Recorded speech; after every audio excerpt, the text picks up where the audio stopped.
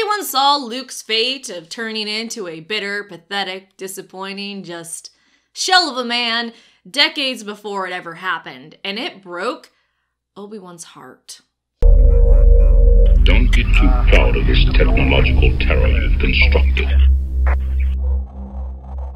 So we know Obi-Wan dedicated his life to watching over Luke from a distance and keeping him safe. A huge portion of his life was dedicated to protecting the boy, and he believed, wrongly, that Luke, not Anakin, was the chosen one.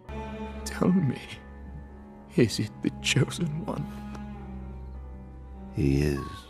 A belief that held him strong through the many years of exile. Despite living out the rest of his life on a desert planet, watching over his fallen apprentice's son, on the day he was to die, Obi-Wan still thought that he had plenty of years left to live. Obviously that hope was wrong, something even the Force ghosts of Qui-Gon didn't have the heart to tell him. And Kenobi learned that he had no more time left in his mortal body during his last duel with Vader. It is during this duel and Obi-Wan's death that Obi-Wan made the transition to becoming a Force ghost, made possible by the energy from the living Force flowing into the cosmic Force, something both Qui-Gon and Yoda had been helping him with. But it didn't go the way Yoda had promised. The experience was painful and chaotic, to say the least. During Obi-Wan's transition to death and becoming a Force ghost, he was bombarded with visions of the present, the past, and the future. It was the future visions that were the most haunting and heartbreaking for the man. As he is dying and going through the process taught to him by his masters, he sees many things in the future. Captain Han Solo falling so very far. Leia slumped beside a console, her heart breaking. He saw evil triumph and then be vanquished.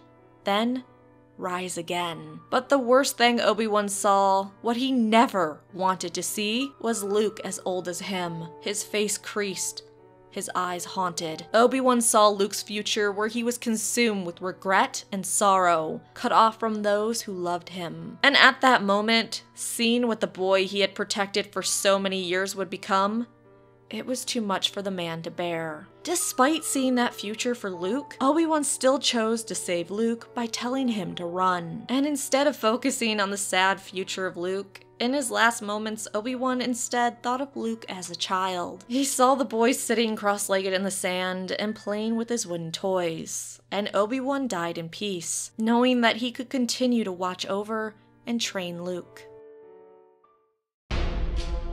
Thanks so much for watching. Please like the video and subscribe for more Star Wars videos.